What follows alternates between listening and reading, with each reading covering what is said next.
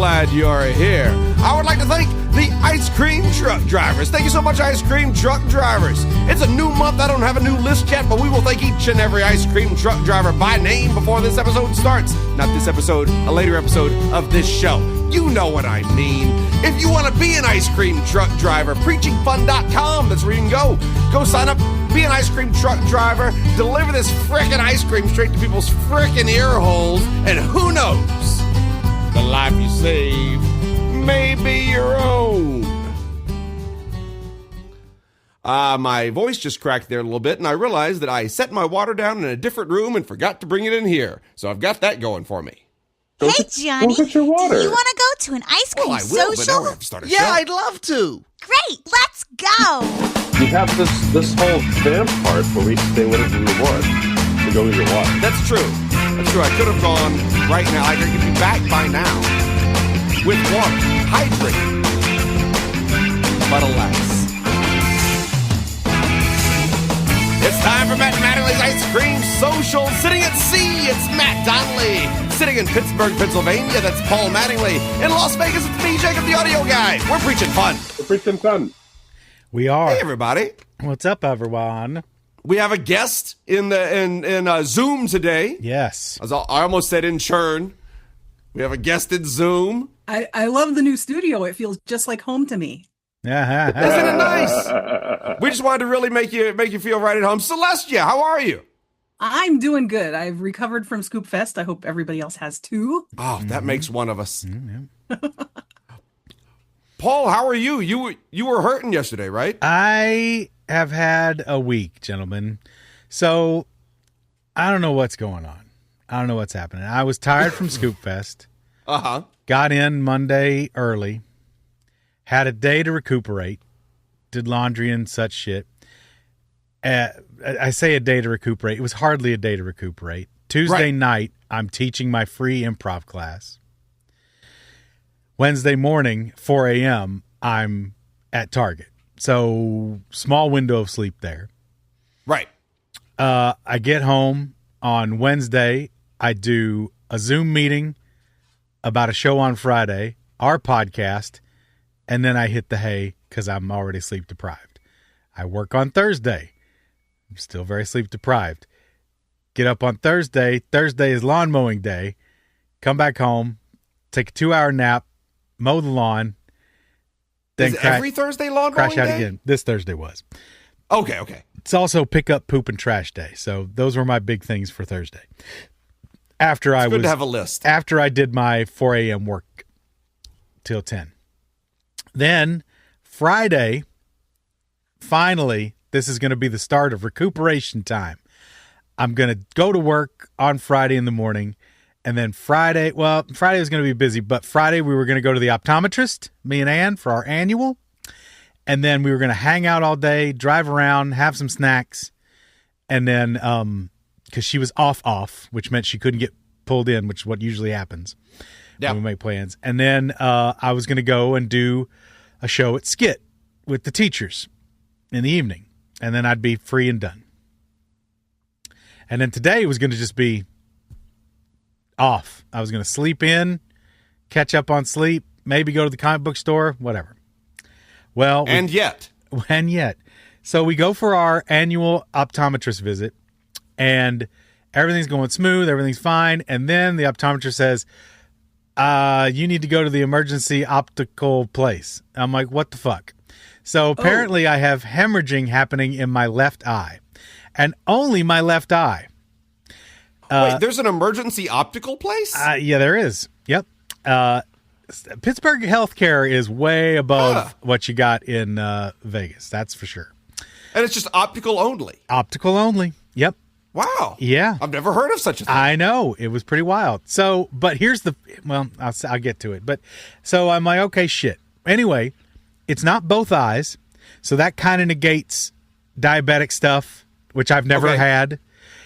I don't have hypertension. My blood pressure's not perfect, but it's not terrible.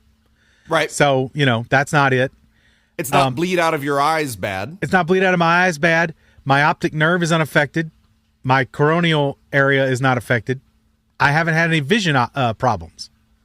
I wouldn't have known anything if I hadn't gone in for my annual, right? Yeah.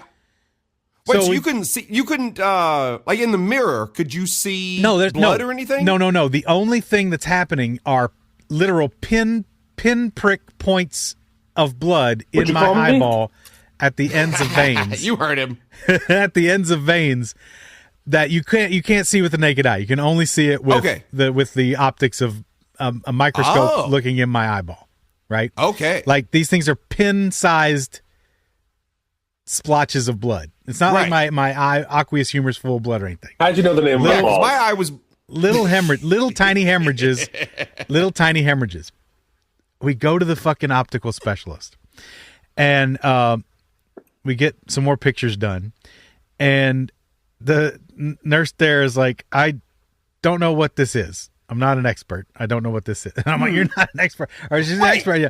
I mean, you are an expert. She says, I don't know what this is. So they don't know what it is. Okay. And then It would be really terrible if you went to a doctor and they explained to you how they're not an expert in right. this. Well, then the doctor comes in, the actual expert doctor This is comes my in. first day, buddy. Really? Sorry, Take it I don't easy. know what this is. And I've been in this fucking thing. I read a whole book and this was not in it. I've had my eyeballs dilate over again. Well, it's because it's not in tandem that's throwing them, right? Gotcha. And I think it's probably a vascular thing, like something's Did just you not... tell them about your fight club? Right, that was the thing. I don't know. Did I experience head trauma? That's the other thing. Like, that's the other thing they asked me about head trauma, and I'm like, Did good I experience that trauma? well, that's it. Good head trauma, you're not going to remember, right? Did you tell That's them right. that someone told you that you had dust mites in your eyelids and you took a vacuum cleaner to one of your eyes? Did you I tell told them them that. They said, no, that shouldn't affect anything.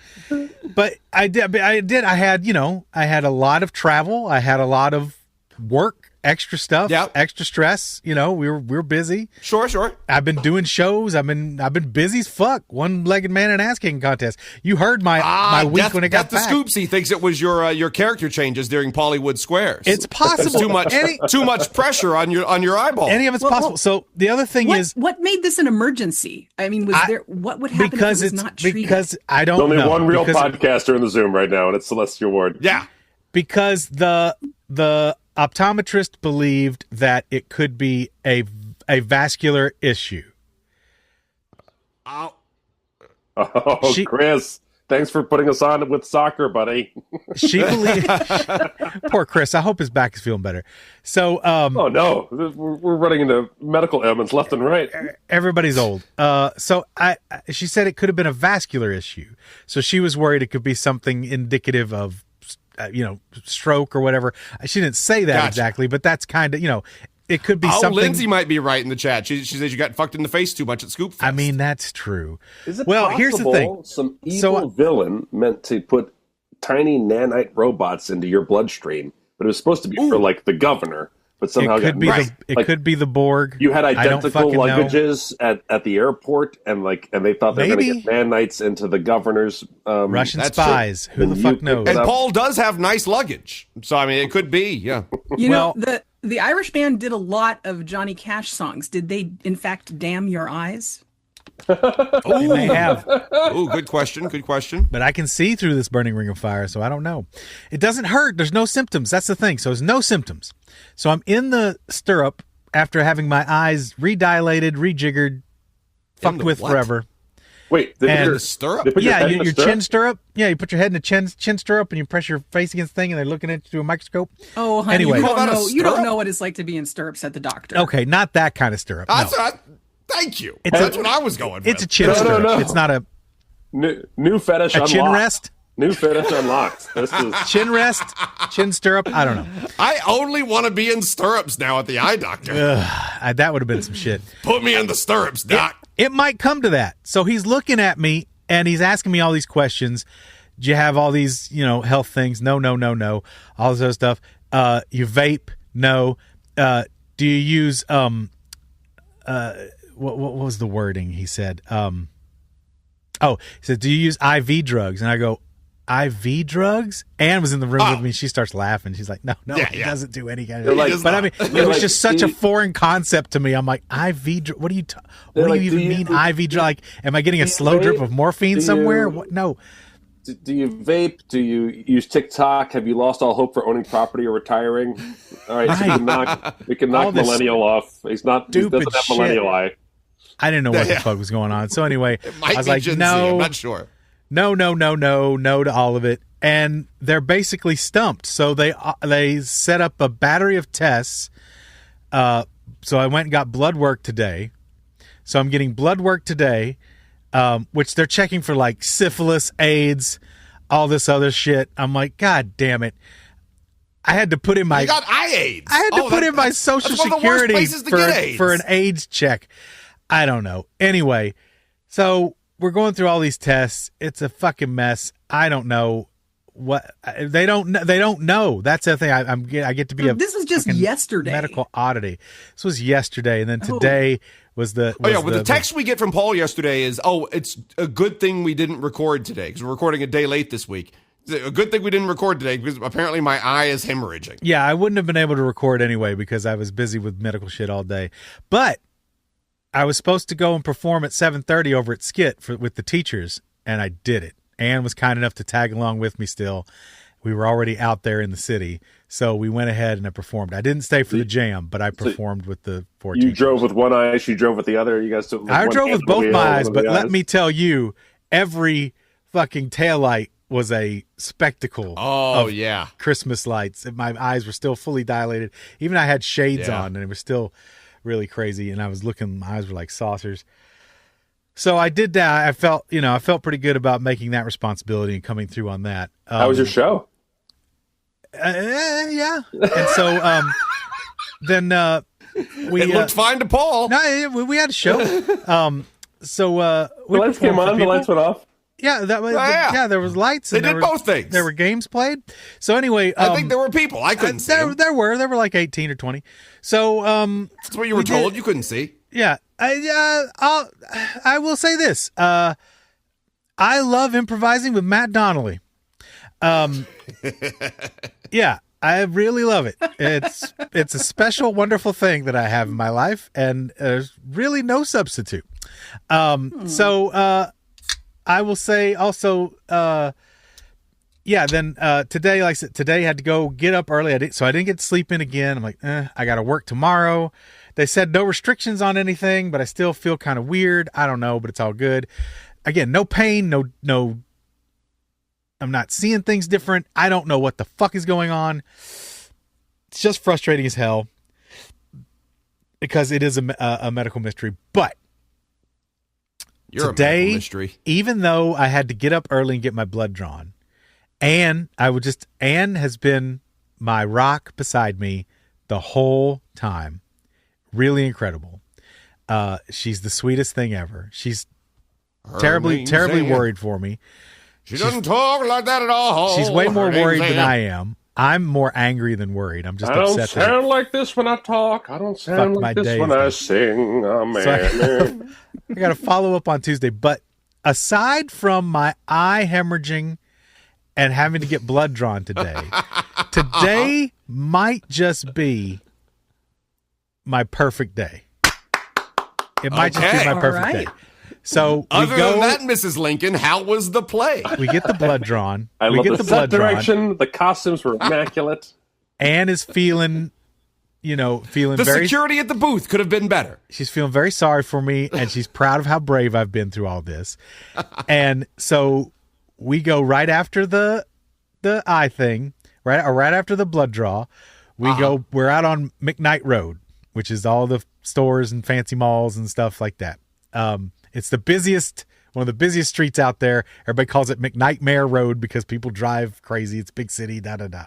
Anyway, so we're driving along, and I'm thinking to myself, the places I've been on McKnight Road. We don't go out very much to McKnight, and I was like, did Special Boy get a special day? Did I ever get a special day? I'm like, Ann, can we go to the ice cream? Can we go to the Exchange, which is a Zia Records type place, right? Oh, nice. Which I love Zia Records, where I do like a good record store. Used music, used video games, used toys. I'm in hog heaven. I go and I see, and I've been itching to get a new Rock Band guitar because that's one of the things I let go during my move. I foolishly let go of all my plastic instruments, and you can't get one for the video game Rock Band for under $100, and I need one for my 360. because it's got to be old, it's got to be retro. And when you start getting into that old 360 models, a lot of people didn't treat them great. So I didn't want to risk buying one online because then I'm out like $130, $150 and I don't even know if it's going to be covered in rat feces. So which is one of the songs you have to play on Rock Band, Rat Feces. But really, as soon as I walked in the door, I'm thinking, you know what? I should go and look about a Rock Band guitar because that's really the only thing video game related I need right now. Rat feces. So I look up and they've got a full box of the whole kit and caboodle. Oh, the kit and the caboodle. $250. I'm like, oh shit, for everything. But I don't steal really at any price. Don't really want the drums anymore. Don't need the microphone right now. But then I look over at the other wall and I see, and I asked the lady, I said, do you have just like a single Guitar Hero guitar for the 360? And she goes, why, yes, we do. And she goes, we don't get these in very often, but this one just came in. And I look up and it's really clean and it's really nice. And I'm like, oh shit. And so this is where the nanites got to Paul. This is where the nanites came in. This is it. It was $100. So it's a splurge. But I've been trying to get one for a couple years now. It's about 4 years since I moved out here because I really want to play Beatles Rock Band again because that game is just so pretty. Have you ever played Beatles Rock Band, Jacob? No, I didn't know there was a Beatles Rock Band. It's gorgeous. You should do yourself a favor. This does remind me of what I'm doing tonight, though. I'll tell you what I'm doing tonight here in just a minute. Well, just look up Beatles Rock Band at some point on YouTube and whatnot. The visuals are glorious. Nice. Really pretty cartoon animation. And it's just really. By the way, Celestia got tired of this conversation and just left the she's there. She's there. She's still here. She's not. Oh, no, she left. I'm back now. No, she's back in now. Now she's back in now. Okay, great. Unfortunately, we're still talking about the same thing, Celestia. You can leave again. I'm sorry. I'm just. It was still Paul's special day. Yeah. Just explaining my favorite day. So we do that. So number one, I'm already ahead of the game. Got my Rock Band guitar. I come out grinning like a fish and looks at me like I'm a crazy man. I'll just say for a fact that if we're not for Celestia, a frequent guest and friend of the show, I'd be really embarrassed that we're taking this long to get to our guests. But go ahead. No. Celestia, I appreciate you indulging me because I know you will allow me to say this dumb shit for a minute. While I just have one question. Paul, please. how much did you pay your optometrist to say you had a medical mystery? So you to give myself a special day? Yes. No, there's nothing I hate more than medical bullshit going on and having to get involved in the whole thing. Sure. It makes me insane. I lucked out. And I lucked out doubly because Anne actually really cares about the whole medical well-being of me, and that's why married men live longer. That's exactly right. Yes. It's true. True. I would not have gone to do any of this already. I would have been done as soon as she said. That's not how it's going down with Jacob and I's marriage. I'll tell you that much right now. Nope. Well, every time I tell SJ I feel a little bad, she just hits me. Our next stop is the Ross Park Mall. The Ross Park Mall, where gunshots rang out just the other night. Yeah, big drama in outside Pennsylvania or outside Pittsburgh. Oh man! So there was apparently some gang bullshit went down. Anyway, whatever. But by the same token, we drive in. There's a big line all around the mall. We're like, what the hell is this? And we park in, and sure enough, it's a pop-up Sanrio shop. It's a Hello Kitty cafe van selling special Hello Kitty merchandise, and there's just a line around the block for Hello Kitty. So you got in line. I did not. I skipped the line and went right for the Lego store. Thank you very much. He put on his sunglasses from the optometrist and carried a cane, and they let him. If they had been selling Bots Maru merchandise, possibly. And I mean, Bots Maru. I don't say no to some cool Hello Kitty stuff. That shirt of mine is one of my favorites. What's Bots Maru? Bots Maru is the angry little penguin with the spiked hair. Bots Maru is what I say when I finish laying out my plan of like how we're going to pull off a heist, and then I finish with like and Bots Maru, and I finish Fair up like dinkum. that, and then we go on with the heist. Bots Maru is the secret code word to turn off the laser that's going to cut James Bond in half. So Celestia, you're running Skepticamp. Oh, sorry, Paul. Go ahead. No. So, anyway, no. I bought Legos. Anne bought me Legos, which even better. I got treated to Legos. And then we went to the whiskey store. Who's a big boy? Get your Legos. And got some whiskey. Then she drove me to the comic book shop, which is in its new location. I got to go to the comic book store. And now I'm back home. And we stopped at Panda Express on the way home. So I mean, perfect.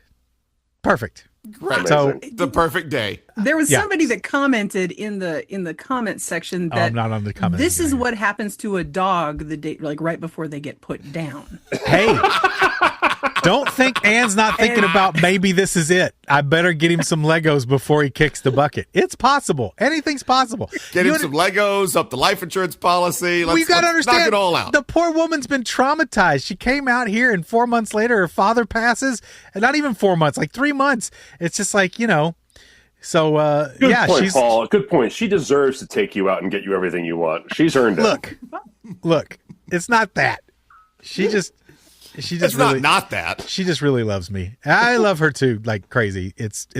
I couldn't do anything without her at this point. So, anyway, yeah, it's all good.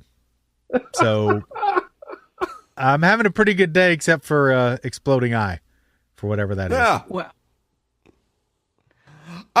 You know who else is having a pretty good day, all except their eyeball popping out? Who And dat? that's the following sponsor. Oh, Today's show is, God damn it, I hit the wrong window. Now the thing's opening up. Oh, I've got it. Hold on. Today's show is brought to you by Johnny Australia's commercial undersea navigation and telemetry. There you go. CUNT LLC. Johnny Australia's commercial undersea navigation and telemetry. That's CUNT LLC. g'day everyone. I know you're looking to go down under, really down under the sea. Well, if you need to go under the sea, just look to me, Johnny Australia, with his CUNT. It'll take you everywhere you need to go and places you shouldn't. That's right. My telemetry operations will get you navigating the wonderful world of Jacques Cousteau. Huh? Yeah, but mind you don't run into those manta rays. They'll take you out in a second. They don't play around. They got a vengeance for us Aussies. They like to stab us in the heart with their spearful tails. Whack, and that's it. That's all she wrote. So, get a cunt and go swimming. Why don't you? Huh? Yeah. Enter Hey Scoops at checkout. Yeah. Get a cunt. Buy my cunt. Okay. I Once will. again, Celestia Ward is here. She's helping create and run a new skeptic convention. Paul, what Legos did you buy? So, I got the Game Boy. I'm sorry, everyone. We are out of time. Celestia, I'm so sorry. Apologies. We're going to have to bump you. well, no, I like that. You've completely overstated what it is, so I should just leave it at that. No, we are not Celestia is throwing- starting her convention. It's going to be cool. It's What is not the thing? Tell us about it. It's not a whole convention. It's what's called a skeptic camp. Ooh, One okay. C. Skepticamp. And they've been doing these all over the country, and Las Vegas is kind of like, well, we should probably do one because, Vegas has got kind of a skeptical history. We had the amazing Sure. Randy here. We had years of the amazing meeting put on by him, by the JREF, the James Randi Educational Foundation. And then I missed after the that, amazing there meeting was- happening here. I liked seeing those people running around. They were a fun group to have around in It was town. cool. And then Yeah, Randy went the- ahead and died. What the hell? I know. Well, did Fucking any Randy. of you get to Penny's Selfish. Bacon and Donut Party? One time. Yep. My wife was in the band, so yeah, I was at every bacon and donut party. That's right. Yeah. Yeah.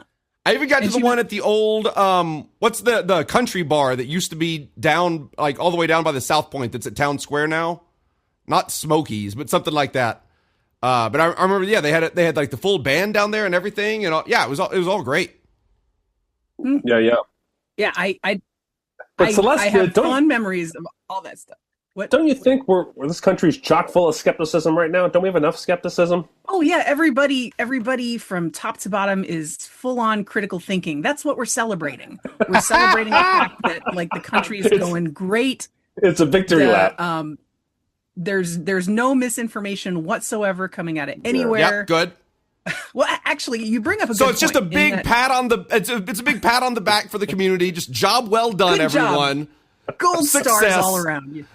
It's just on No, it's on the this is deck of a actually- battleship. You're all going to be in flight suits. There's going to be a big mission accomplished banner behind you. It's going to be a whole thing.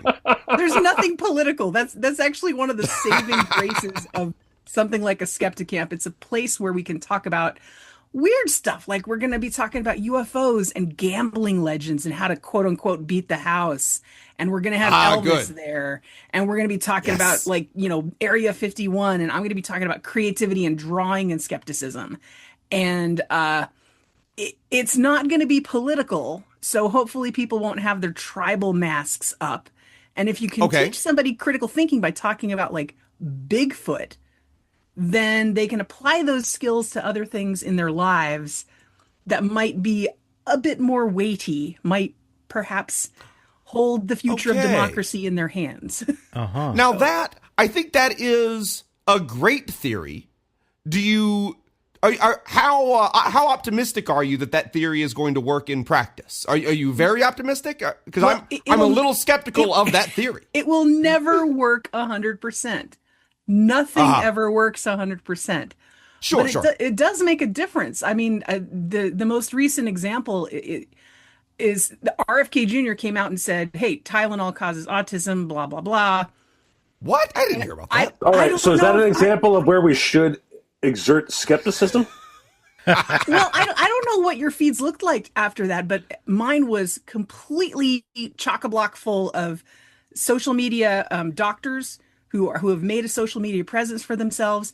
Every major medical organization, the College of Obstetrics and Gynecology, pediatrics, every branch came out and said, no, here's how you actually read the studies. No, please don't pay attention to what just happened on TV. Here's what doctors actually figure out, and here's, the whole history of it. So that's, public education. Skepticism has always been the intersection of science, education, and consumer protection.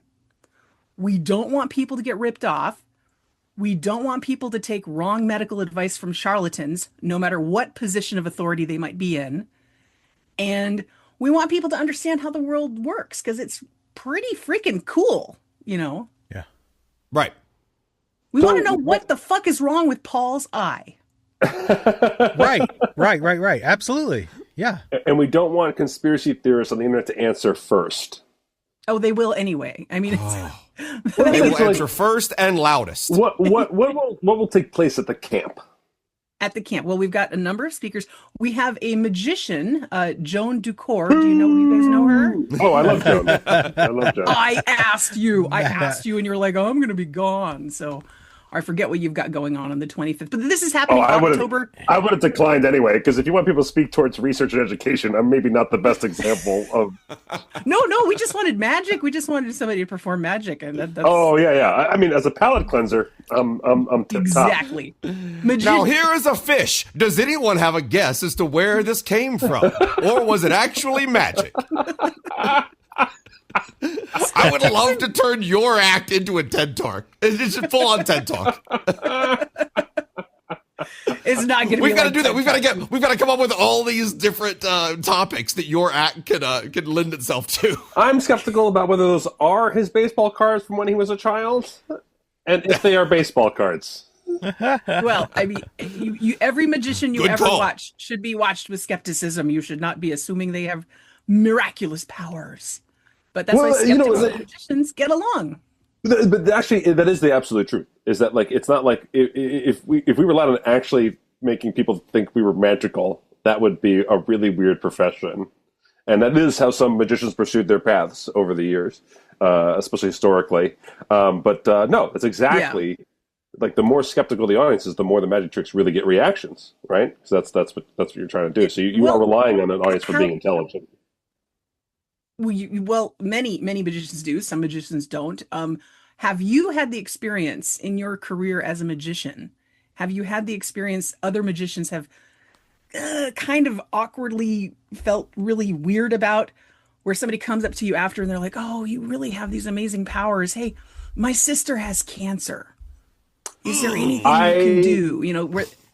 Where they honestly think you have miracle powers, and then they immediately hit you with some kind of big life request. long-term listeners will remember that someone wanted to become my apprentice at the end of one of my shows. Some guy thought I was actually doing magic, and then he was writing things down creepily on a piece of paper throughout my entire show, and then came up to show me the things he was writing down and wanted to let me know that he was on the path to figuring these things out too, and wanted to become my apprentice. And I could not get him to leave me alone for hours. This was in Elkton, Maryland.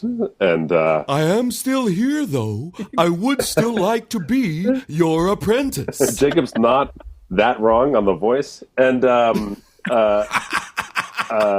it was a really strange situation in which I was conceding, like, no, get out of here. The most embarrassing story of that is that I was doing pre-show for Piff the Magic Dragon when I was dressed up as a giant, like, Night King person. Oh, right. And I would just work on some card tricks before Piff and the dog came up for the VIP experience. So I did what's called a lie detector test, where I have, give people cards and say, I want you to say yes, no matter what, to every question I ask. Is it a heart? Okay. Is it a spade? Is it red? Is it black? Is it a number card? Is it a face card? And I have them repeat the answers over and over again. They say yes every time. And then I go, 3 of hearts. And they go, oh, you nailed it. And a guy was like, hey, I teach psychology at my high school. Could you maybe go over some of the principles you used for that? And I could maybe use it at my school. And I was like, oh, buddy.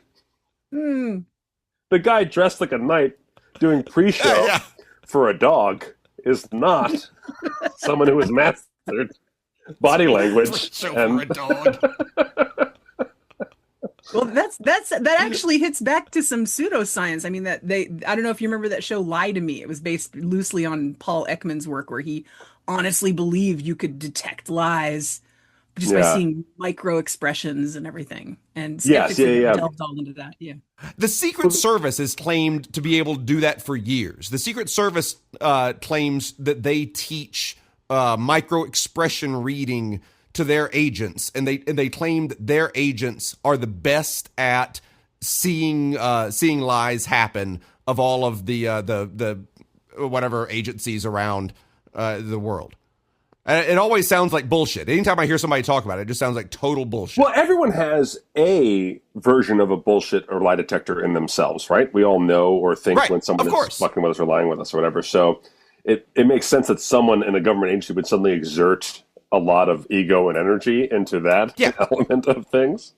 I mean, it's all, and that's why, lately, there was even a government threat about polygraphing people for trying to control. I was about to say, Kristi Noem has decided to polygraph a ton of people looking for whoever's leaking stuff. And it is now widely known. I think it's widely known that polygraphs do not work. Yes. But not widely enough. It is the subject of television shows, books, all the it is as widely known, I think, as anything can be. But it's not widely known that it doesn't work. I was once hooked up to a polygraph by a police officer. I have been too. Yeah. Wait, in a real situation? I was applying for a job with the police department. This was 20 years ago. And mine was not a real situation at all. I got to the finals, it was me and 5 other people for the position, and they hooked me up, and I'm like, this probably lost me the job. I was like, you guys know these don't work, right? and he's like, well, it depends on who's giving it, and if the person who's giving it knows how to read the signals, blah, blah, blah, blah, blah. And I believe you can be better than other people at it. Yeah. But it doesn't just work. Yeah, it can be used as a tool to leverage people to make them sweat. Yeah, it's a thing. It can be used as a tool, but it's not Wonder Woman's magic lasso. No. Which Paul actually just paid $250 for Kit and Caboodle at a magic shop. On his special day, yes. Absolute Wonder Woman has 3 magic lassos. So one is the lasso of truth, one is the lasso of faith, and the other is chastity. Yep. That's truth, faith, and chastity. I can't remember because Absolute Wonder Woman is from hell now. It's awesome. Oh, that's great. Raised by Circe in hell. It's. Really do you have roughly 20 minutes of talking material that you can do on Wonder Woman now? Look, I'm not going back into another. Celestia, lay out. Let Paul cook. Let's go. No, look, hey, Celestia's here to. No, Celestia, what? Winter Scoop in the chat, while Paul's thinking of his question, says that they failed a polygraph that they had 100% told the truth on and they have a stress disorder. Yeah. So false negative Interesting, on that one. Yeah, that's an interesting one that I had not heard of either. What's the most important question to ask when you're starting to approach a topic from a skeptical or critical thinking point of view? What do you think is like the most important way to start? A position of intellectual humility, because you could always be wrong. Your own right. biases. I like that. Skepticism is really about learning that your brain is broken in any number of ways. I mean, everybody else's are too, but your own biases are so powerful. Well, that is like a secret. Crux of between like atheists and the very religious, right? Like religious people can't believe how know-it-all atheists are, and atheists can't believe that people of faith have such faith, right? And so they both accuse the other of being an arrogant know-it-all all the time. Mm-hmm. But if you truly are coming at stuff from a scientific perspective, I mean, even just as an improviser, I've been doing it for a long time. I still don't know everything there is to know about how to do it best. I still don't know the best techniques. And when you learn more about theater and performance, you know that you don't know. Well, you're describing Dunning-Kruger. I mean, the fact that people who are experts get pretty humble about like how much else there is to learn in that topic. Right. Whereas somebody sees a 20-minute video on YouTube and they're like, I know the doctors are lying to us, you know. But that's where I live, is in Dunning-Kruger play, not that side of it. But Paul, you live in Freddy Krueger. You live in Freddy Krueger. I do every night. You're mine, bitch. Freddie Dunning-Kruger. Scary Terry. Freddie Dunning-Kruger. Freddie Dunning-Kruger is a whole nother. Somebody has to have done that. What do you right? think? What do you think? Is reality formed by dream, or is dream part of reality? Huh? Bitch. Freddie Dunning-Kruger is the name of a 2024 rock music single by the Manchester-based band Ether. Of course, it has to be. Good job, Manchester-based band Ether. I'm surprised it took until 2024. Freddie. I'm gonna have to look that up. We're gonna have to play that at the Skepticamp. That sounds funny. Yeah. If it's By the way, got the right Skepticamp. message. It's October 25th. Saturday. Yes. We're starting at 9 a.m. We're going all the way through to 7 p.m. We're going to have a game show. We're going to have talks. We're going to have activities. We're going to have free lunch. You do have to register. Go to lvsos.com to register. That stands for the Las Vegas Society of Skeptics.com. lvsos.com. Just, it's a quick Google form. You'd say if you're going, if you have any minor kids you're bringing with you, blah, blah, blah. And we will hopefully be able to have enough food for everybody if everybody registers on time. And we've got a lovely venue down over on the east side of Las Vegas. It is actually at the Unitarian Universalist Congregation of Las Vegas on East Lake Mead. And I was a little hesitant that, you know, one of our organizers is a member there, and she's a total atheist. And there's a lot of atheists in the Universalist congregation. And I'm like, a church, really? And she's like, as a member, I can get us the venue for free. And I'm like, okay. And I went over. Membership has its Now privileges. you're talking. It's perfect. There's like a big lecture hall area. There's break rooms. There's like, it's absolutely a wonderful place to hold an event. Oh yeah, Scoopfest guys. Christmas have it all figured out. Well, yeah, and no taxes. Hey, so Celestia, I have to say, I'm a little bit skeptical. I've heard there's no such thing as a free lunch. I'm skeptical that it's going to start promptly at 9 a.m. You are correct to be skeptical about both of those things. The lunch is not free.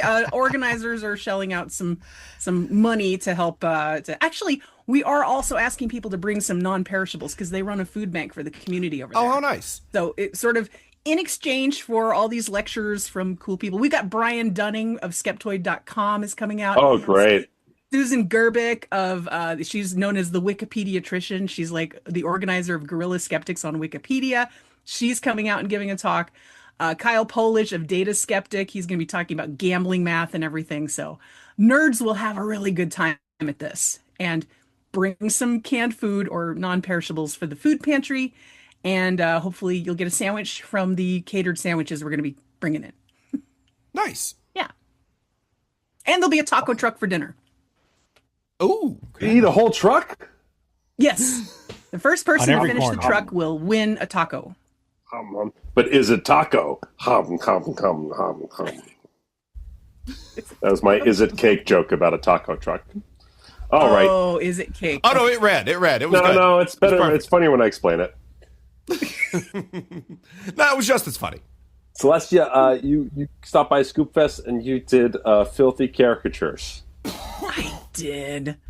And I was so mad I couldn't do it last Scoopfest. Andy Taylor had to cover for me because I had pneumonia. Oh, and he But- wasn't nearly as good. No, he was tame. He was tame. He said it Oh, was yeah. he said it was more stress. If I'm remembering correctly, he said it was a bit more stress than he thought it would be. Because really, your brain cells are going like in all different directions for weeks Oh, beforehand. they're I lined was- up for you. I Yeah. was trying to think of like dirty things I could draw in 5 minutes.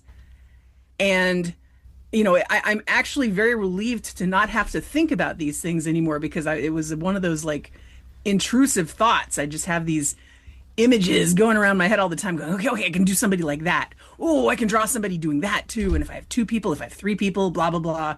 Yeah. Did you have any ideas that you weren't able to use? Yeah, I had quite a few that I wasn't able to use because a lot of more than I expected. People sat down and it just sort of happened, like stuff I didn't even think about beforehand, like the 2 guys in a banana suit. I mean, that was. I yeah. have never Just in my writes life itself. drawn 2 guys in a banana suits, having sex so vigorously that the Chiquita sticker pops off. But that was hella fun to draw. Right. When you didn't draw, that's what they were doing. But what did you draw while they were doing that? Oh, I drew them sipping cosmopolitans. Oh, that's nice. That's nice. They were fucking each other raw. So Well, I and saw.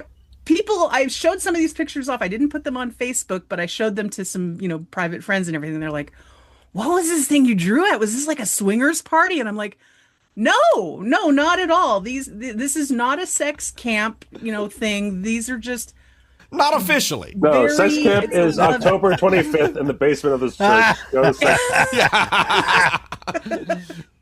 Sex camp.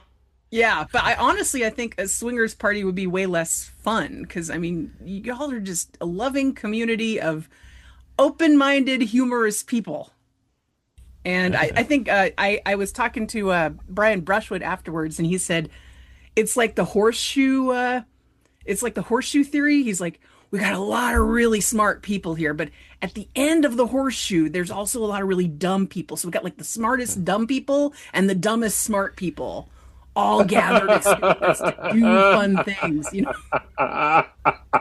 I'm in the dumbest quality area. Yeah, I rely on the Scoop's brain power. Oh yeah, I'll tell you how we dumb know where I am. We live in the dumb or smart category. I'm so dumb. I've got my old Apple computer here that has all my music on it and everything, and I've locked myself out and I can't remember my password, and I'm just fucked. I've just got to sit here for days to try and get the password on this damn computer. And if I don't get it, I'm going to lose thousands of dollars of music. It's gonna make me so sad. So Oh yeah, somebody popped up on socials the other day. It was some sporting person, I think, had lost the password to their Bitcoin wallet. Oh no! Turned out they had a bunch of Bitcoin in this wallet for back when it was very cheap, and somebody had given them like 40 Bitcoin or 400 Bitcoin or something, and they don't know the password. And it's a few $1 million in there. Yep. A few $1 million. Bitch. Yep. Yeah. Oh my God. Well, there wasn't it somebody on here that told us the story of how they had paid an ex-girlfriend for pizza in Bitcoin? Right. But it was the only Bitcoin that ex-girlfriend had ever gotten, so he wasn't sure if she even knew that she had some Bitcoins that were worth like $1 million. Yes, And he had not talked to that ex-girlfriend in a while. I don't remember who that was. I think That was some story from the way back past. It was a scoop mail, wasn't it? I think it was a scoop mail. It might have been a scoop mail or a guest or something. Yeah, somebody will tell us over the next week or two. I'm sure somebody will remember that bit. I am not an economic expert at all, but Bitcoin skeeves me out. I don't. Yeah. It's like it's math, and it's. I agree with that, and I've always and- thought that it made it It's math. so much math. So gross. Math all over me. No, I love math. I just don't know if I'm comfortable with using math as currency. I don't know if I'm comfortable with math. I am not. Well, I don't know what you're talking about, Celestia, because it makes sense to everybody else. The rest of us are all on board with it. I stand corrected. I'll go invest. I saw like you were because you get hired to do these like crazy gigs all the time. I saw one where you're doing caricatures on mugs and calling them mug shots. I thought that was pretty neat. I was, yes, yeah. Is this what is the I've never, I guess I don't know how to ask this. Is the character world evolving? Like what's happening? Yeah, the industry is going through some stuff, and I always feel like this kind of indicates times of economic uncertainty. When party planners call you and instead of just, hey, come do the regular thing you've done for years and years, they're like, we want you to do your thing, but we've got this weird idea and we want to try and, capitalize on your talents by doing this other thing and blah, blah, blah, blah, blah. So they try and fit you into all They're these. zhuzhing it up. Yeah, they try to zhuzh it up. And so the latest thing has been drawing on napkins has gotten really big. Like, like you pretend you're Pablo Picasso and you're drawing on napkins for people at the night. Here, go and buy yourself a college education. Yeah. Here, go and take your child to Madrid. Yes, Here, and then there's go and buy a vacation home. Blah, blah, blah. Pablo buy you a house, eh? Blah. None of my napkin scribbles will get anybody a college education. Right now, but once you're dead and appreciated, look the fuck out. That's when it happens. Unless you're Pablo. Who else got that ride like Pablo Picasso? Who else came up with it and still, like, I mean, who else was? Jean-Michel Basquiat. Okay, I was going to say Basquiat, Warhol. See, Paul's relying on the scoops for intelligence. But Basquiat passed away very young. He didn't get to ride it for long. That's right. Right, Ryer? He didn't write it for long, but he wrote it quite a bit. I mean, he would go into grocery store, gas stations with no money to buy a pack of cigarettes, and then just doodle on a receipt, and just that was his life for a while. Okay, so he did. Okay, cool. That's cool. I'm going to try that today. I know many artists who have gotten free drinks from it, and they're not Basquiat or anybody famous. But it's been a long time way to get free drinks. But what the agents are now having artists do, caricature artists in Las Vegas working trade shows and parties and corporate events is there, and I'm feeling a connection here, Matt, to what you do, and I'm finally understanding the draw of it here. No pun intended. They're having me do stealth caricatures, which means I hang out in a corner, I stand up against a wall, I draw on a little clipboard, and then I slide it to the unsuspecting model who has no idea I've been drawing them. Whoa. And the male artists I know, the male caricature artists hate to do this. They're like, I feel creepy. I'm sliding up to these women, handing them. It's like something that's the bird watching binoculars don't help. That makes it more creepy. But I got to tell you, I was born to do this. Celestia uses opera glasses. That would be lovely. I'm going to have to do that now. The glasses actually help because it makes it harder for people to see that I'm staring at them from like 20 feet away. So, yeah, and I've got progressive lenses, so I can look far or near or far or near. And technology. That's what I always tell the ladies that I'm staring at. I'm like, hey, these are progressives. Progressives, yeah. Don't worry about it. I'm as progressive as they I'm come. looking near. I'm looking far than near. I'm staring at you progressively. Near? Near? Far! From near and far, I'd like to break off a piece of that action. Come on now. I'm Paul Mattingly. How you doing? I have never been a magician. I have never been a stealthy person, but I am an overweight, middle-aged white woman. You put me in a trade show room with a clipboard, and I am a ninja. Nobody sees me. I blend into the wallpaper. I look like every other. The bartenders think I'm keeping tabs on how much they're pouring. They get a little nervous. Oh, near? that's one of the higher ups. Neat rocks. But when you slide the drawing, I was saying, when and how do you deliver the finished product? That's the magic part. Plenty of times I just hand it to them and say, "This is for you." But a lot of times I can slide it right next to them on if they're at the bar, if they're sitting at a table, if they're at a cocktail table. I've even been able to put it into one guy's pocket without him realizing it. And that's fun. They don't notice. Not only do they not notice, sometimes only one person out of the group will notice it, or nobody will notice it. And I just skulk off, and you can count 1, 2, 3, 4, 5, and then they're like, "Oh my God, what the heck?" And there's just this explosion of like, somebody has drawn my picture, and where did they go? And sometimes they're looking for me in a panic for like the next 20 minutes. I've had people chase me down by the end of the night going, "How did you even do this? I didn't see you." And people are so unobservant. Oh my God. If I was evil, I could have ripped off every single one of them, taken all of their purses and wallets. But I just remembered my password. So I'm on cloud 9 right now. You got your Bitcoin? Having a day. I just unlocked thousands of dollars of music for myself. Everything's coming up, Paul. Everything's coming up, Paul. This is going to be the best day of my life before we're done here. Also, I'm enjoying the hell out of this episode. I'm glad to see Celestia. We've had more people in the room than we've ever had, guys. We keep going up. We hit 42, which is our max now that we've had so far. Everything's That's happening. The meaning of life, universe, and everything. Things keep going up. Exactly. So things keep going up. This is great. This is great. This is great. I'm loving it. Paul, you scoops are here for my best day ever. You want to tell everyone your password so that you have it as a backup? I sure don't. I sure do not. I sure do not. Winner Scoop suggests that you write it down. Yes. I am going to write it down 1,000 times. Yes. Celestia, has there been any requests you've had to say no to that people are trying to make your profession into something maybe more difficult? Yeah, I had somebody recently ask if I could draw on golf balls. Oh God, damn, that sounds awful. And I was a little snarky. I was like, I've drawn on coffee mugs and napkins and other stuff. Golf ball, unless the people have a lot of dimples, I'm not going to draw them on a golf ball. Could you say, did you ask him, who's golf? Yeah, who's golf? Oh! Hey! Sure thing, but is he okay with it?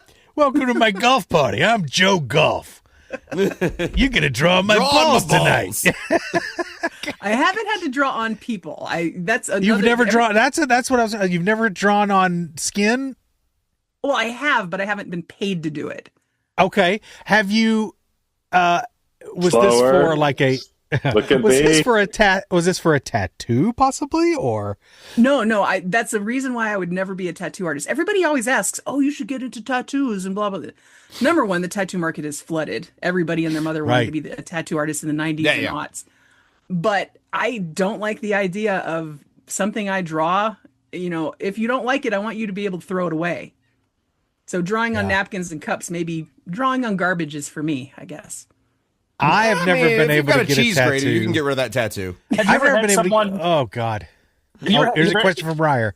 Have you ever had someone ask you if they could get one of your works tattooed? I have, and I've had somebody send me a photograph of it. Gosh, it's been a while. I've had somebody, because occasionally people will have their loved ones caricatured and then plaster their wife and kid on them from the caricature. And that's happened to me a couple times.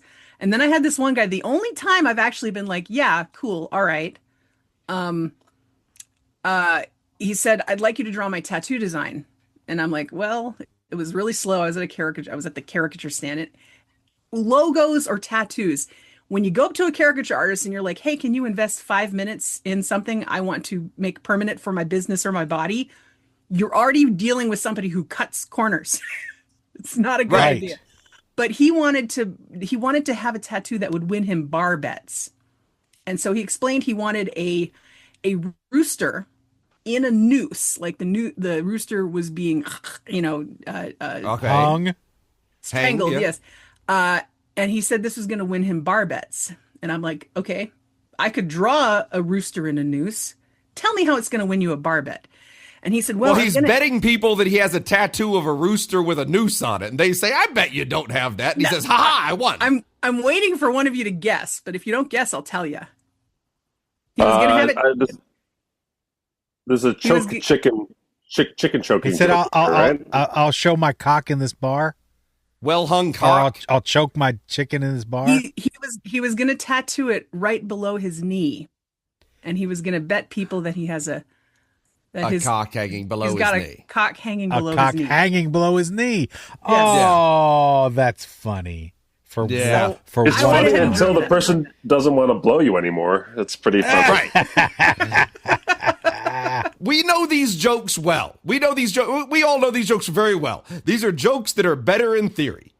There are a lot of physical bits that are just better in theory. I know. You go to that nursing home argument, which is like the moment the nurse is like coming in there and you're like, oh God, is this a low-hanging chicken joke? Fuck you. Eat your applesauce. The nurse at the retirement home. Hey, sweetie. I bet you I got a cock hanging below your knee. You have dementia. That's Taryn. right. Yeah. You told me yesterday the same joke every day, Taryn. Did you blow me? I did. Yesterday I blew you, buddy. Oh, I bet that was great. It was. Thanks, pal. Oh, good. You want to blow me again? I don't. Have your applesauce. Oh, I do like applesauce. You know who else likes applesauce from old men who have pictures of cocks on their knees? That's the following sponsor. From the Gorilla Dentist from that Bjork video, from the makers of hemp burlap boxer shorts, it's permanently wet socks.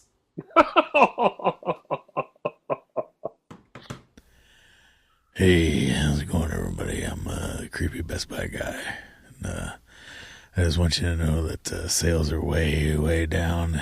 We got like 3 stores left. And decided to expand our inventory. And unfortunately, we rented a warehouse. And all we had was socks. Yeah, the warehouse got compromised. Somebody put a bunch of milk in it. Yeah, I don't know who would put a bunch of milk on socks. Milk socks, gross. They did, and so we got an abundance of damp, old milk socks. And if you're looking to buy some, I can get them for you real cheap. But what if I'm not looking to buy some? Then I'm gonna put them on you while you're tied up, and I'm going to slowly leach the milk out with my mouth. I'm going to suck the rancid milk out of your socks while I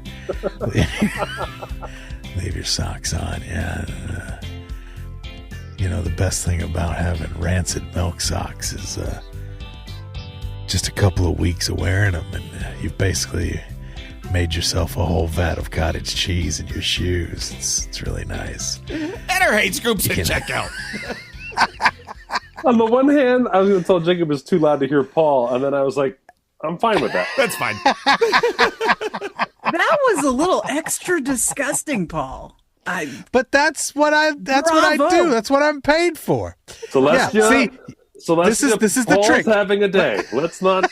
I'm having no. Thanks to let's get it straight. Thanks to my exploding eye and my beloved wife Ann McFeeters, I am on the brink of having the best day of my life. The best day of my life, and that includes all of you being here. You are party to the best day of my life so far. So far, it's going to keep getting better. And I will say, commercial that Ann's going to fast forward, just so we're clear. She is. You know what? Also, I would say that our Scoopfest for me was one of the highlights of my life. This last Scoopfest was really, really good. Not, but easily top 10 things that I've done in my life. And I would say, Matt, you and I, our bucket shows, were easily top 3 performances of my life. These bucket shows were just off the hook for some reason. I'm so glad it's ready to retire from stage performance after this bucket show. I loved those bucket shows so much. They were really good. And thanks to... go ahead. Both shows found a really great button and when we were like, when my improv group were like maniacs, when we were all like 8 equally dedicated maniacs about long form improv, we would find those buttons in our shows, and it was like so satisfying. Yes. Where you actually bring a kind of wave of callbacks, and like something dovetails that changes a character into something that suddenly fits the puzzle. It's so hard to describe, but when it happens, basically Mark Roberts did it twice. That's what I was going to say. Mark, big thanks to Mark and Brenna both for bringing an amazing energy to it too. It wasn't just us this time. No, and it felt retro. Like we called the shows on the buttons, and I was like, man, I haven't felt like this in a long time. Absolutely. I will never forget. A lot of long-form teams, including our other bucket shows, you can ape it, right? You can kind of like push it in a way that the audience feels like it's cute and it's enough and it's close enough, and we get it. Or nice even just end on a laugh. Yeah. But these really, you're absolutely right. There was a symmetry and a actual connectivity to it all. Yeah. It paid the fuck off. Both of them had payoffs. And it's interesting because, when I teach improv, I said there's a difference between a callback and a connection. Yes. And it was a really hard to illustrate it. And both ended with really strong connections and not just callbacks. Yes. It was really nice. Can I ask you guys, as improvisers, because I have this recent fear as a caricature artist, because I've watched many caricature artists before me kind of, you get, your 20s, you're kind of sucking, you get better, you learn more, you get more experience, you get quicker, you suddenly you're in the mentor position. And I turned 50 recently, and you guys are kind of around the same age where you feel like you're in your prime. You're like, I am bringing all this experience to bear. I'm faster than I've ever been. I'm doing well. And then you're like, how long until I'm one of the old people who loses my edge? Because you also see that. Are you guys like trying to milk every, no pun intended, you trying to milk sock every moment of like your prime here? Are you worried that like in another 10 years, this could all just be like, you're not hitting it anymore? That's a great question. Can I answer first, Matt, and let you say next what you think? You're already faster than me, right? So I'm already showing you how slow I'm getting with age. But yes, so go ahead. Here's my thing. I think about when I've had a couple of really cooking times in my career. And the one was when I was part-time Trek, full-time Second City, and going back and forth between shows. Well, I was understudying. What were you trekking? Motherfucker. Anyway, there were days when I would do 7 hours of Klingon, get a shower at the Hilton, take the monorail to the Flamingo, and do 2 shows at night. I was firing on all fucking cylinders. I was a young man doing it. I didn't know at the time that was a prime time of my physical and mental and performance time. We never do. Aha, but this is the difference, Jacob. I think with age, we do sometimes know. Like, I am very conscious of the fact that last Scoopfest was great, and those bucket show performances were very high bar. So I think, Celestia, as long as you know you're doing well, you won't become the old dodderer. You won't become the butt of the joke, because unless your mental faculties completely fail you, there may or may not come a point where you go, you know what, time to hang up the gloves. But I think self-awareness is the key. I think that's the key, but it's also, just like we were talking about with skepticism and the Dunning-Kruger and all that kind of thing, you know how good you are right now, but you also still know, like, is it fair to say you still find yourself improving and growing and learning new techniques even to this day? Oh, absolutely. I tell people the day that I stop learning how to draw is when I'm going to stop drawing. That's it. So I think the other side of it too is, with the age comes the awareness of, hey, I am really doing really well right now. I've had 50 years of this shit. I remember when things go to hell. This is not one of those times. Things are going pretty good. Yeah. Mm-hmm. It does give you a certain perspective, for sure. And perspective is the big word there. So long as you have have the perspective on it all, I don't think you're going to lose it. Again, time, physicality, mental things, your eyes hemorrhaging, those are stuff outside of your control. That's the only way I can see something coming up to where you're like, where you become the person that shouldn't be there anymore. That's my thought. What did you think, Matt? Just the same. Okay. No, Ditto. I know. I actually know I peaked. I'm not as good of an improviser as I used to be. Oh, what are you talking about? No. I'm going to speak earnestly peak- here. Yeah, okay. I'm not. You know, this isn't like a "woe was me" thing. I think I've gotten very like. Someone told me once, and this might be totally wrong, but Krav Maga was supposedly this like martial arts form where you boil down every other martial arts form to its like simple, most lethal moves, where you just I've heard do that the before, most direct different things. And I think as I've gotten older, I simply have developed a Krav Maga style of improv, where like I'm still intellectually. Those are the Gracies, right? What's that? No, that's Brazilian jiu-jitsu. Krav Maga is Israeli, I believe. Yeah. I believe Oh, okay. It was developed for the Israeli military. Yeah. My bad. Like I used to play a lot more different characters, do a lot more different voices, do a lot more different things than I'm very much now just kind of a very much different versions of myself in almost all of my scenes. I just have lost that ability. Like I talk about this, like I used to, you know, for my freaking movement final in my BFA acting class, I walked around like a polar bear for an hour and a half, right? And like behaved. And that was like a final I got. And like, there's no way I could do that now. You know, like there's no. Just imagine if somebody asked you to. And there are artists, right? There are clowns and stuff that we know that can simply just commit to energy and do that kind of stuff. Absolutely, yeah. I used to, you know, be able to make up songs so well that I would go to coffee houses and just have grab a guitar player or a keyboard player and just sit in and do 3 funny songs for the audience and kill and just like go around. I did it like I spontaneously took over like a coffee house one time when put on like an improvised concert, like I used to like destroy with song stuff, and Paul has held on to his song construction abilities for improv so much better than I have. I can go for like 1 or 2 verses at best. It's the weed, Matt. It's the and then weed. It tails out. Yeah, I partied hard. I did a lot. I did my fair share of smoking. I did my fair share of drinking. I also then. Oh, I thought Paul was saying he was high all the time. Yeah. I'm stoned when I'm coming up with my good bits. No. You know, I swore off short form as a long form zealot for over a decade, right? Where I practiced those skills, right? And it was only moving to Vegas that I was like, oh, I actually was skilled at this. It wasn't easy and fun for everybody. It was something I was good at, you know. And so I stopped rapping because I thought it was offensive for college white dudes to rap, and so I stopped rapping. You may not have been completely wrong about that part, right? And so we excuse the rap. Those skills deteriorated, and so, but I still understand improv. I think at a high level, right? Yes. I think I still see the performance piece for what it is better than you used to get. You used to get a little prickly about this, and I wonder if you still do.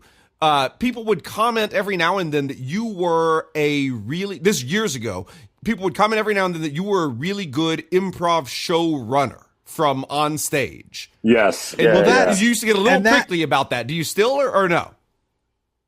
It's a hard thing, right? Because like basically like, am I actually doing what I'm supposed to be doing, which is egoless improv, right? Like that's actually there's kind of like when you get into long form, there's kind of like a Zen approach where you're just trying to make the pieces happen and unfold, and you're really not supposed to be that egotistical about it. And so yes, I'd have people be like, you know, I thought you were just okay, and then I saw you multiple shows and realized how much you were doing, that kind of stuff. That kind of compliment would come up all the time.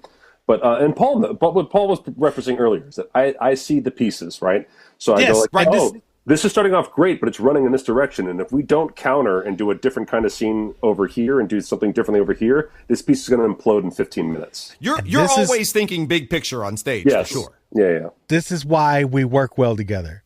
Yeah. Because I get lost in the sauce.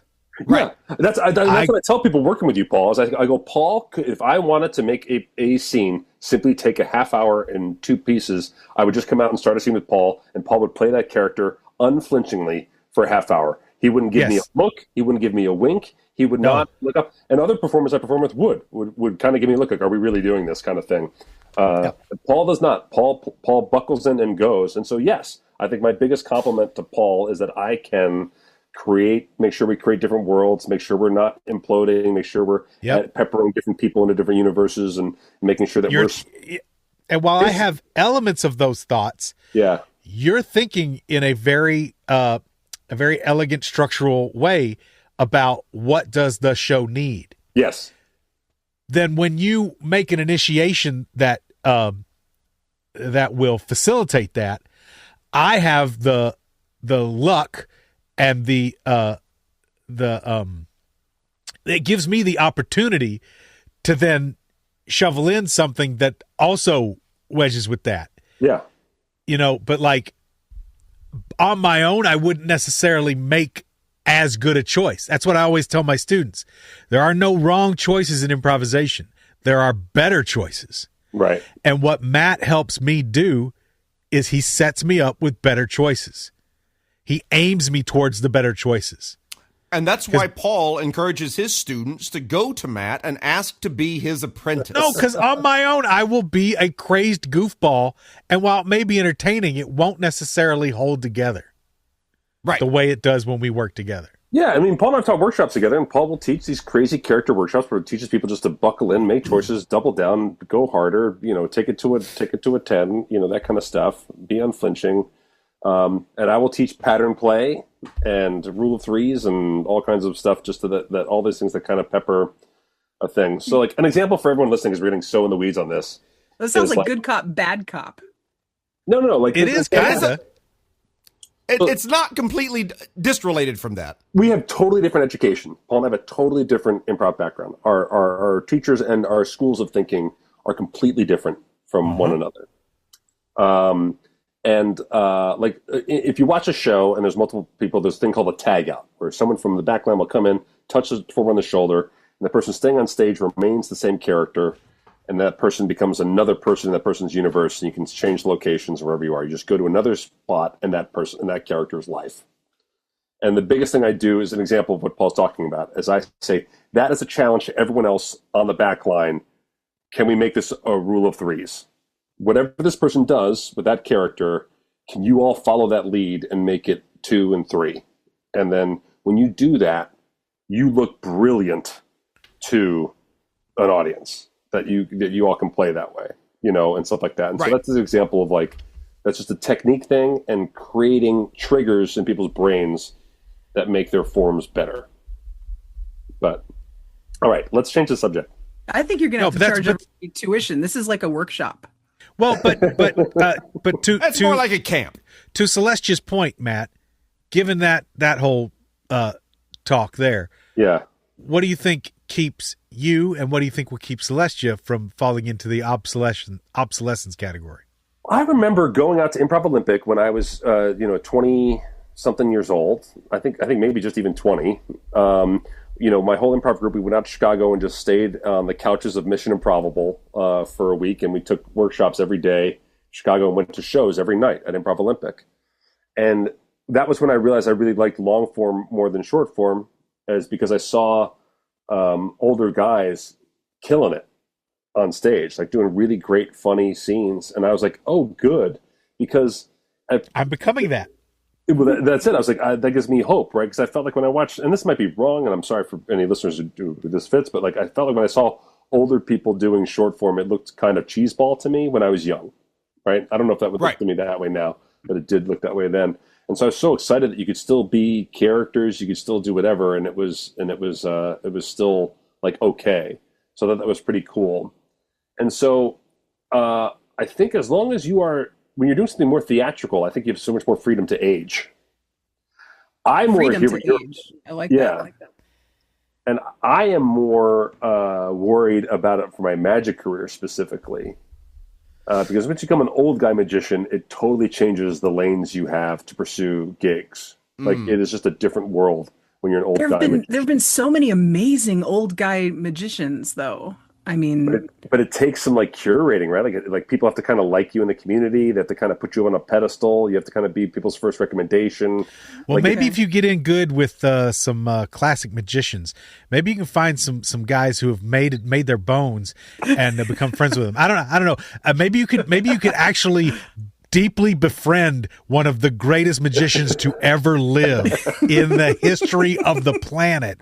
That might set you up for success. I'm not guaranteeing it. I'm not. I think I've got Hondro's Insta. All right, well let's get Hondro on the horn and see if we can get you in the pocket with him good, because that might make things a little bit smoother. Like my joke is that my magic career has been that of a porn star. I've gone from babysitter to MILF like instantly. And it's difficult, you know. Like the gig that I'm having right It is now, difficult to go to MILF. That's true. if I were probably never go ask to MILF. If I was 5 or maybe 10 years older than I am right now, I would not be on the gig I'm doing right now. I'm telling you that right now. I would not be hired for what I'm doing. You would not be on the gig because they wouldn't hire you, not because you wouldn't do it. Is what you're saying. Correct. But Yeah. Right. But Matt, now that you are, and you're gaining the experience of it, and you're getting into that system somewhat, do you feel with some degree of confidence in 10 years, should things be where they are, you could then book that gig? Yeah, because of the experience you're getting now. I'd say like a really good example of someone who's doing something that I would probably love doing is this guy named Sean Farquhar out of Vancouver. Okay. Sean was one of the first people to fool Penn and Teller on Fool Us. He forever was a cruise ship warhorse and private gig guy and just did everything all over the world. He's won all these awards for being master magician and that kind of stuff like that. He's one of the most respected magicians out there, and he's very funny, very funny. And he now runs his own magic theater in Vancouver that has like 40 seats. It's in like a speakeasy. You have to like find it in this like old antique shop. That's where I've heard that name before. Yes. Yeah. His speakeasy there is a big deal. Yeah, and so he got off the road, and now he runs shows every Friday and Saturday. And he sells out. He adds another show, and he does like sometimes 2, sometimes 4, sometimes 6 shows a weekend, and the math just makes sense for what people pay to go see him do his thing. But he has enough of a reputation as a fantastic magician to do that, and so. That is definitely like a trajectory, and he's older, not that much older, but he's a little older, and so like that to me is an example of like a trajectory I could try to follow or ape or whatever. Yeah, cool. The chat is going crazy right now. They're just doing different MILF things and making magician the M, and there's just all kinds of different things coming up in the chat right now. It's really pretty fun. My favorite so far is from Rich Scoop. Milb, magician I'd like to book. Milb, magician I'd like that to old feed. Milb. Chaotic, clumsy magician I'd like to feed. Says the donut stand guy. That's a reasonable plan. Because I don't know if you've heard, but speakeasies might become a thing in Vegas, Matt. Well, that's you want to talk about side effects of changing times. Yeah. I mean, right? The entertainment industry as we know it, the mainstream entertainment industry as we know it, is dying. And so but here's the thing. That's exactly that's the only way I could work in Vegas right now. Like my dream is to work in Vegas and be home with my children more. Maybe even coach a soccer or basketball team or something like that. Yeah. And I can't, right? And I'll never gain the notoriety it takes to launch a show on the Strip, and that because launching a show on the Strip means millions of dollars. No matter what. Yeah. So even if someone wanted to give me $1 million today, I could in good faith be like, yeah, we can figure it out, you know. But if there is a venue like a speakeasy that hires multiple entertainers and the reputation for the speakeasy is like, you got to come here and have an awesome time. And I just happen to be someone who's part of that awesome time. Like that's the way I could work in Vegas. And if that happened tomorrow, I would do it tomorrow. Yeah. Well, I think there's hope for that. And I think with Celestia too, you've probably been on the end of this too. I know for myself, I've had to invent and create spaces to perform throughout my life. Yeah. Right. It's just, from the shows I'm running over at Pod Duty, just because I went into that space and was like, this is a place to do improv. Like this is going to work, and it's working, free classes and whatnot, but it's working really well in that little thing. Yeah. And like I started a coffee house so I could do improv, that I think That's the hard part about Celestia, that's the hard part about getting older. Is when we were younger, we would create all of our performance situations because we could create a social scene around them. And that's the thing that goes away when you get older, is that you can't create a place because everybody's busy. Yes, and tired. Yeah. Well, this is my Busy and tired. This is my big dream too. Is The future name of Matt and Mattingly, Busy and Tired. somehow, and I think like you're talking about, like, with incorporating all that stuff, but like I want like a coffee house, tea house, comic book shop, small theater kind of environment. But it's all about just trying to grow community. But it just takes a long time to grow community. Yeah. It just really takes a long time. And I see myself at the bottom rung of that ladder again with what I am entering into right now. And I see that fucking ladder and I'm like, God damn it, do I want to climb this shit again? And I do, and I'm going to do it. And I think magically some other magical shit will happen. That's always the hardest part about improv, is you can't take your resume with you. You always have to start. Yes. It's all starting fresh. That makes sense, yeah. It's all starting fresh. You got to prove it. Because even look at Steel City Improv is rolling out the red carpet for you, right? Right. Yes. And even still, like, their audience doesn't know who you are yet, right? No. So you still have to like get that going before. Absolutely. It's all new, baby. It's all new. Now it's moving in the right direction. I've got my class sold out. I've got a waiting list now. Awesome. But the first class didn't sell enough, the timing wise. So it ain't like, but it's coming. It's coming. It's not instant. It's not instant and easy. But yeah, we're building. I'm building. Straight up, and, I'm just excited for the artists in Pittsburgh. Like, it's crazy, like the embarrassment of riches you got with Paul, and so the fact that people are finally catching on makes me so happy, because we're gonna get there. We're gonna make some magic happen with all this shit. And with my love of comic books and all this kind of thing. But the point I wanted to make was that it is in no small part because of this podcast and the wonderful community that I can continue to do this stuff with the degree of enthusiasm that I do. Coming off of Scoopfest and coming here to just start stuff again and to really lock down and teach a free class and all this kind of stuff, I am enthused because of what we can create and what this community means to me and how I want to show up for them in the future by continuing to build stuff here too. So I can't thank Scoops enough for what they provide for me every day. It's can't do it without you guys. Yep. I'll tell you what else you can't do. You can't win Jock versus Nerd, but we're going to try anyway. Fuck you. Yep. Ladies and gentlemen, October 25th. it's time. Eat a truck. Skepticamp. Get there. Drive For Jock versus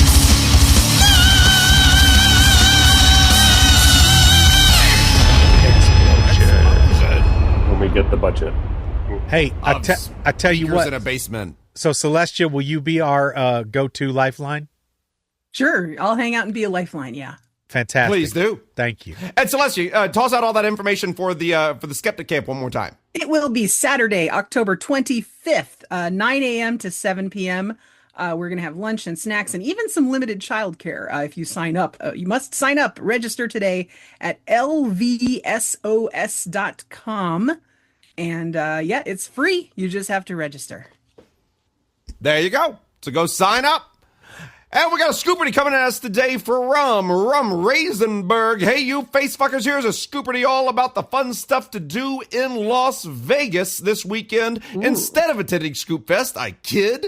It now occurs to me that this Scoopardy is being sent very close to the start of Scoopfest, and it probably won't happen before the event takes place. Oh well, fucking you in the face, Rum Raisenberg. You are correct in all of those things. The categories are shows, sports, food, and activities. I'm up first. I'll just go top left. Shows for 200. You could see this multi-species magic act at the Flamingo Hotel and Casino. X burlesque.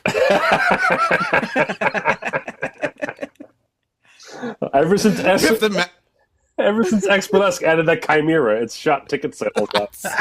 I believe it is Piff the Magic Dragon. Yes, of course. Oh, see, now I was gonna go with what's the Popovich? Gregory Popovich? I think Yeah. You were instead of going Piff the Magic Dragon, you were going to go Greg Popovich. Look, he's the only one that I know of that has the multiple species and more he's at Planet Hollywood. more live pussy on stage than X Burlesque. Oh, but how much dead? Should Matt, be you're his up. catchphrase, by the way. It's his cat's face. It's his cat's phrase. Ozzy Rob says RuPaul's Dog Race. I'd watch that show too. We missed you at the Scoopfest, Ozzy Rob. Good to hear from you, pal. Absolutely. A year from late April, early May, 2027. Yeah. That's when we're doing the next Scoopfest. Yes. Sports, please, for 200. You can see the Las Vegas Raiders play host to this salmon-eating, shitting in the woods NFC North team.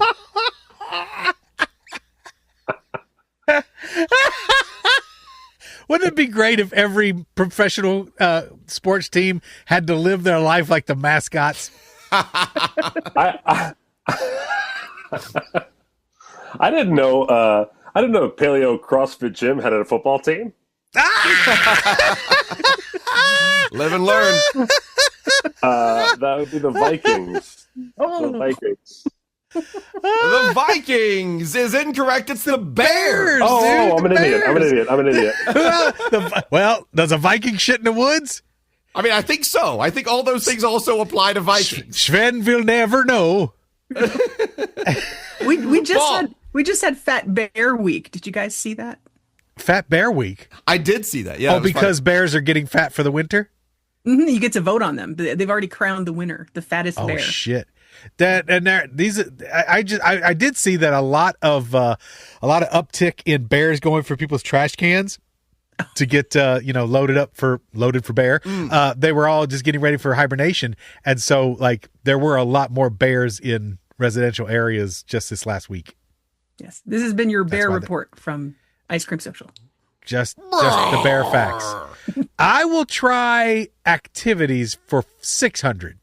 Ooh. Yeah, I'm here we go. You could attend the Zombie Rumble at Area 51, highlighted by live music and a blank show.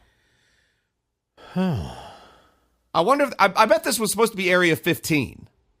Maybe not. I think maybe the numbers are transposed. I don't know. I will guess burlesque. Oh, and a burlesque show. Oh, no, I'm sorry, Paul. It's a classic car show. I mean, that's close, right? The burlesque of the auto world. Get to see what's under the hood? Yeah. Oh, yeah, it's well. got tassels on it. I'll stick with shows for 400. Here's You a can Hemi. see The Concert, a tribute to blank at the Orleans Hotel and Casino. This is terrible. I was texting with someone about this show 2 days ago. Oh, hilarious. Celestia, do you have a clue? I live by the South Point, or no, actually, the Orleans. I'm confusing my South Point with my Orleans here. Yeah. I mixed up a Viking and a concert. bear, so don't feel bad. Is it John Williams? I don't know. A tribute to John Williams. It's not a tribute to John Williams. Should be. Shit, I guess I have to pass. Matt. I don't know. Is it the Ellsworth knows. band? Is it the concert, a tribute to the band? Oh, the band. I haven't been to the Orleans in years. Officially. You were there last week. Oh, well, I still don't know. I will have to pass. Wait, I know for a fact that we walked past advertisements for it. I have an answer. The Vikings. Oh, go ahead. The Vikings. The Vikings. Vikings. Here we go. Let's try the Vikings. Oh, it's ABBA. ABBA. Now I Oh, remember. Ozzy the Rob words. coming through with it. The worst part about that is I had a long conversation with one of the owners of the show downstairs during Scoopfest. Oh shit! And you We forgot just that we ran quick? at each other in front of the theater. I invited them to come up to Scoopfest. I don't think they did. Oh, that's too bad. I was They like, oh missed yeah, out. bring the cast. Preferably stay in the ABBA costumes. Come on up. Yeah. And yeah, my mind is fucked. Matt, you're up. Sports 400, please. You can catch the Destructathon, which features battles between blank combatants from around the globe. Is it robots? Between robot combatants from around the globe? I mean, that would work. I think that's right. I'll go with robots. All right, let's try robots. BattleBots fighting robots. Absolutely. That is like my favorite show in Las Vegas. I've seen it 3 times. I still haven't seen BattleBots live, and I really want to. It's amazing. It's the only show in Vegas where they have a disclaimer on the marketing that says normally shows run 90 minutes, but occasionally the robots catch fire and that could cause a delay.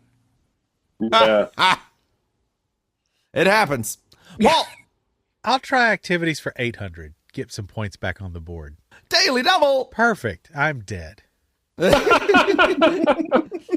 You could dance the night away at this nightclub, which won Best Nightclub in Las Vegas's weekly 2025 Best of Las Vegas.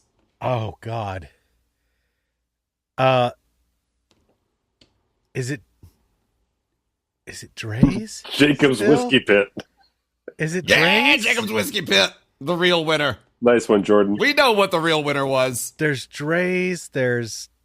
Do you have any idea, Celestia? What other nightclubs are out there now? It's not Dre's. They just closed. Okay, well, that saves me. a I'm little thinking something. Tao or Omni. Oh, right. Ooh, Omni. I think it's Tao. I think Tao's coming back with a vengeance. I'll go with Tao. Okay, let's try Tao. It's Zook. Those are like the driverless taxi cabs. Zook is at the Yeah, it club. is kind of like that. What the hell is Zook?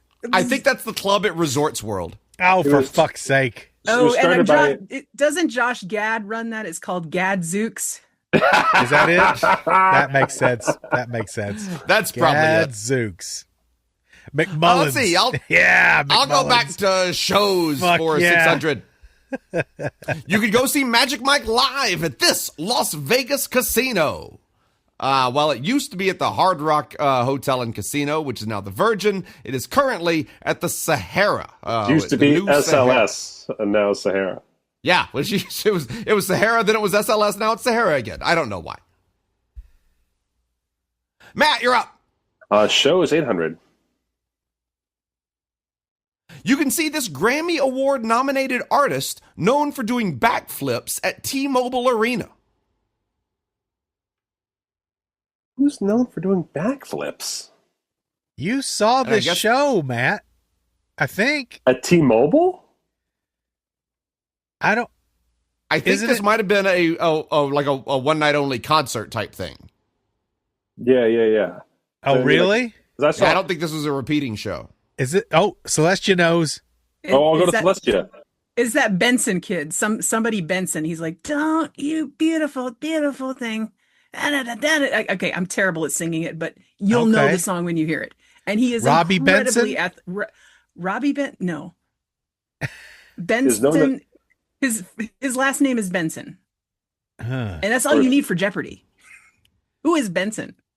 I thought it was Are we going Pink. with just Benson? Can we just say Benson? Benson Honeydew from the Muppets. Try it. Is Benson enough for you, Try Jacob, Benson. as the arbiter? Benson Boone. Oh shoot! It was his Hey. first name, not his last name. Oh shoot! That's all right. Benson Boone. Paul, be the arbiter. Yes or no? Yes, because we got Benson.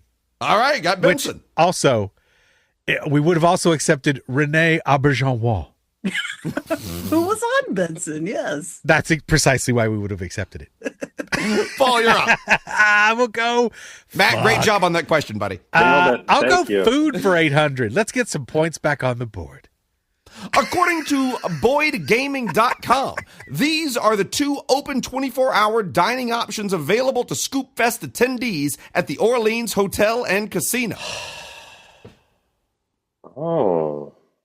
What are the two 24-hour options at the old Orleans? I tell you, it ain't fucking Ballywick. I'll tell you that much right now. Right? Bailiwick closes. Ballywick is open for roughly 42 minutes a day. I don't. Mike and Lori's suite.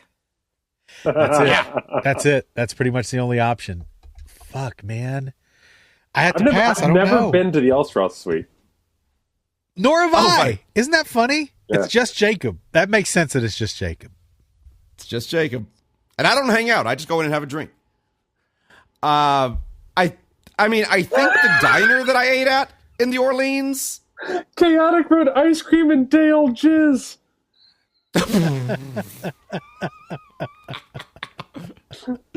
One of those things Jizz, does mate. last. Cheers, mate. Jizz, mate. Jizz, mate. Just I think the diner is open 24 hours, but I don't know what the diner is called. I'll accept I- diner if you can get the other one. Oh, okay. Then I think TGI Fridays.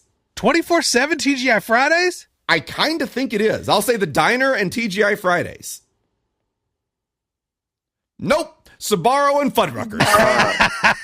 Two great tastes Holy that taste shit. great together. I ate a piece of Sabaro pizza while I was there. Oh, That could have been sitting there for 24 hours. It could have been. It could have been. those are the two funniest names for any food establishments. It is Sbarro. true. Fuddruckers is hard to Fuddruckers, beat. yeah. Yeah. yeah, Is Fuddruckers the one where they make fun of you?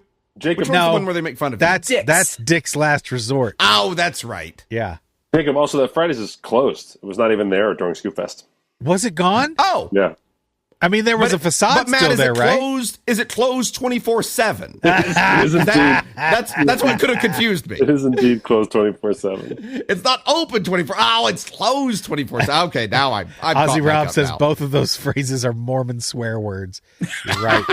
All Fuddruckers. Well, Sabaro. Let's see. A score check. Matt is winning with 1,000 points. I'm in second with 0 points. Paul's in third with negative 14 points. We got one daily double left on the board. Let's see. I'll try food for... No, fuck it. I'm going sports for 800. You can see all of the high-flying action of this small independent wrestling federation at the Nerd Bar. Oh, shit. I know this one because I've been trying to get people to go with me to see this for weeks on the rare occasions that I'm actually available to go to it. It is called Micromania. Micromania Midget Wrestling. Their words, not mine. Wow. Okay. Matt, you're up. I'll do food for 200. God, you guys remember Micro Machines? Now I'm just thinking about Micro Oh, yeah. Machines. I love my Micro Machines. As like I could talk really, really fast. Well, if you can combine the wrestling with the BattleBots, you've got microbots. Ooh. Jacob, it's just Oh, it's true. it's Chick-fil-A. We can just move on. You get a chicken sandwich from this chain in Caesar's Palace Forum Food Hall, not on Sunday. You can what? Chick-fil-A. Just Okay. click it and say Let's try Chick-fil-A. Chick-fil-A doesn't open on Sundays. It's Chick-fil-A. Yeah. The part of that that's confusing to me is I don't know where Chick-fil-A is in the Caesar's Palace Forum Food Hall. Neither do I. I just said not on Sunday and no, it's Chick-fil-A. That's it. Yeah, You're no, like it's definitely church on Chick-fil-A. Sunday. Fuck you. I work in Caesar's Palace. I didn't know there was a Chick-fil-A. Paul, you're up. I will take food for 600, please. By the way, I'm fine with that. I don't need Chick-fil-A. Let's get some Daily points Double! on the board. Here we go. You could stuff your face at this buffet, which won the best buffet on Las Vegas Weekly's 2025 Best of Las Vegas. The Caesars World Buffet? What's it called? Oh, It's Becca Call that Boonstra, Becca Boonstra, meet yourself. the Forum Buffet? the Forum? No. What's it called? You want me That to is tag the in? entire can tell you. question. I can Oh, tell yes, you. please. Celestia, help him. It is the Bacchanal buffet That's at it. Caesars, and it's either that one or the Wicked Spoon at Cosmo. But it's Cosmo. always a battle between those two. Oh, Celestia throwing shade at the Wynn buffet. Which I do you know think my- was the winner this last time, Celestia? I think it's going to be Caesars because Right. Telling Bellagio's buffet to fuck right off. Celestia Ward. I know my fucking buffets. I love have you met the me? Bacchanal. Yeah, the Bacchanal is fucking The good. Bellagio Bacchanal buffet is is amazing. endless water from their fountains. You can just That's right. Oh God! And Oh, they've got the chocolate fountain there too, but you're not allowed to touch it. Did you see they put a boat in the fountain this morning? There's now a boat. It looks so weird. It's so stupid. It just makes the fountains look less impressive to stick this big like Because now you fairy. realize that it's not that big. Yes. do they put people on it? Is that what it is? They're I just guess. getting more money I don't on know what they're people? doing with it. They literally just put it in the water this morning. it's Is an it for some sort of Airbnb. F1 stunt? Is it just for F1, or are we going to have to live with Probably. that all the time? I think it's there as part of the new Carbone restaurant that just opened there. I think it's a stunt from them. Really? So I think it's there like going forward. Do you think that I bet they will have people you can pay to go out into the middle? Oh, of yeah, the no, fountain I'm sure. Yeah. during And the they fountain had show, some right? captain Yeah. on the front of the boat like he was steering this ship. He looked embarrassed. It's a living. Ooh! Is there law of the sea? Yeah, international waters, International waters, baby. Law of the sea. international gray water. Also gross. If you're in that fucking, Gray water. if you're in that fucking place getting squirted on by Oh, old that's laundry true. detergent, right? Yeah. That is true. Yeah, no thanks. I don't know if I want to get on that boat. What's that? What do they All right, call Paul, it? you talked me out of it. The maiden of the mist. This would be the maiden of the pissed. Yeah. The maiden of the pest. Oh, they are not going to be happy with us. Paul, which buffet what won Las Vegas? Oh, we went Weekly's with the 2025 Best of Bacchanal. Vegas? Bacchanal. Bacchanal is your answer. Okay, let's see. I'm sorry, it is the Wynn Get the Buffet. fuck outta here. The Wynn Oh, Buffet. I'm sorry. I'm No, sorry. Jacob that's all tried right. to help That's you. all right. Jacob tried to help you. Did All you I've know? heard about the Wynn Buffet is that it's overpriced. Ah, It's good, though. Well, and Yes, that's I probably knew. That's why I it- tried to help you. Well, You know thank that, you. Thank you for trying. Chris Angel invented the buffet. That's right. And I staffed it with all homeless people. They had nothing. When I met them, they had nothing. They didn't even know how to cook. I taught them how to cook. I taught them how to be there. And now, thank God. You know, who here likes food? Let's hear it for food. Everybody stand up. Let's hear it for food. Everybody stand up. Thank you. That's my show. Thank you. Let's hear it Well, I'm not again going to for sit back me. down before I leave. I guess I'll just stay standing. I That's just right. realized Stay standing. I have a Chris Angel little person dwarf story that I forgot Wait to a tell. minute. I'll have to tell it to you next time. Okay. That's Oh, a teaser. That's a hot I'm going tease. sports for 600. You can watch the Las Vegas Aces compete against this team in the semifinals of the 2025 WNBA playoffs. You would have to watch it on TV as the game is in a different city. I think that's the Mystics. I think they were playing the Mystics. I'll go Mystics. Now it's the Fever. Indiana Fever. You give me fever, they played the Indiana. Mystics in the next fever in the corn at night. Matt. Fever, I will Indiana. do food 400. What an awful place to live. You get to eat at this iconic 24-hour American restaurant known for its large portions and neon retro interior, founded in 1972 on the northern end of the Las Vegas Strip. Oh shoot! You know this one. Yeah, it's a feel like- wonderful place. Go ahead, Celestia. Help me out. It is the Pepper Mill. Oh. Right. I was thinking about the other place that had the tractor and the thing and the. Tractor. The Old Red? Hash House. Hash House Uh, a Go-Go? Oh, Hash Hash House. That, House. ain't does- been around since 72. Yeah, I know. the Hash That's House why Go-Go I was is like- hesitating and asked for Celestia's help, Paul. Good move. Paul, you got activities for 200 or Good. 400. You are, let's see, 3,600 points behind Matt and Let's- 1,800 points behind me. Let's take 400. Get some points on the board. There you go. Get some points on the board, baby. You can catch Tomorrowland's event Unity at this iconic Las Vegas venue.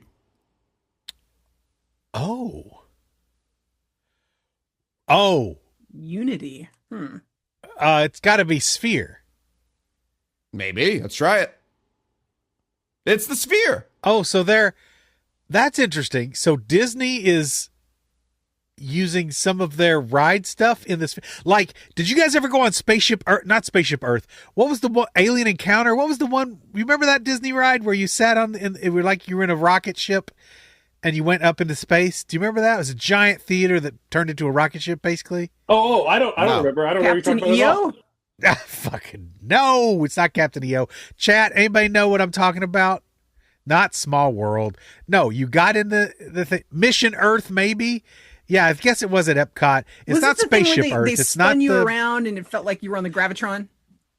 No, but there was a shake to the seats when it took off. I'm closing out the category and All right. the game activities for I don't know. 200. I don't fucking You can remember. celebrate the 40th anniversary of this time-traveling 80s movie at the Composer's Room.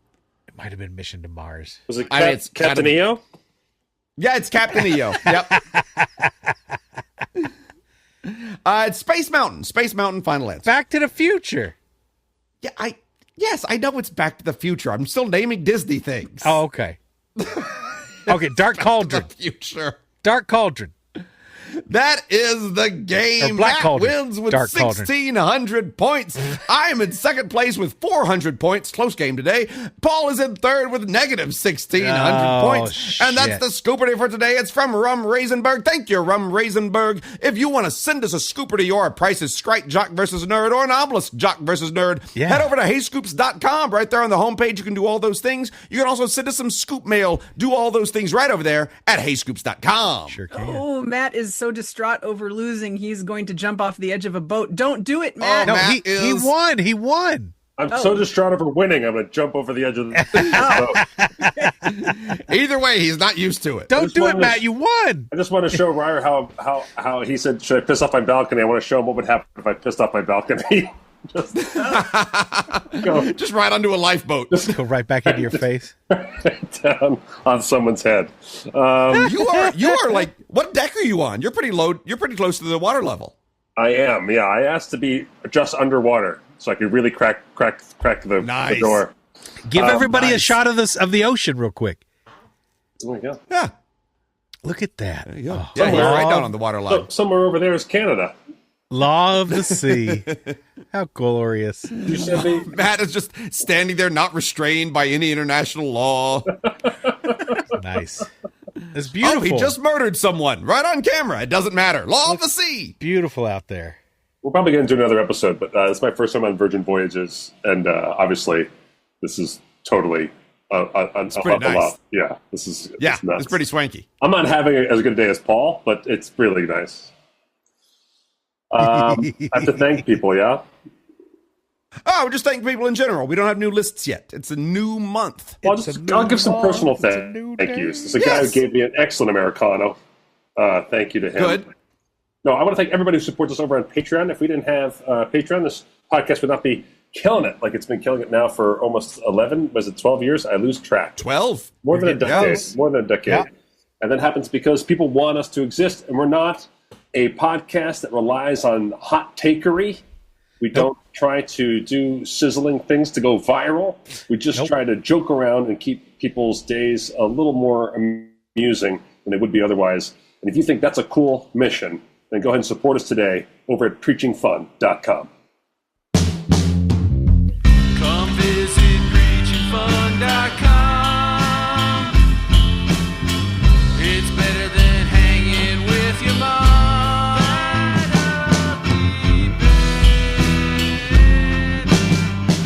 Or if you freezing believe out the there. opposite. If you believe the opposite of everything Matt just said, head on over to fartsinabag.biz. Farts, farts, farts, farts, farts. Farts in a bag. .biz. That's right, fartsinabag.biz. That along with preachingfun.com, it takes you over to our Patreon page where for as little as $3 a month, you can help keep this show on the air. If you think it's worth more than $0, preachingfun.com, fartsinabag.biz, those are your destinations. Keep this show rocking and rolling for another 12 years. We'll do it if you want us to. I guess that's Awesome. about it. Yep. I want to do this for another 12 years. I seriously do. I really, really do. Then we can go back and listen to this episode of how we thought we'd be when we were older. And then Yeah. when I lit And up I the can episode, remember when I had a functioning left eye. you'll be there in an eye patch, and I'll be there showing everyone my new tattoo with a chicken with a rope around his neck. God damn. Guys, I've got this great new bit. Jesus. Huge thanks to our guest, Celestia Ward. Thank you Hey, so thanks much for for coming on having the me. podcast.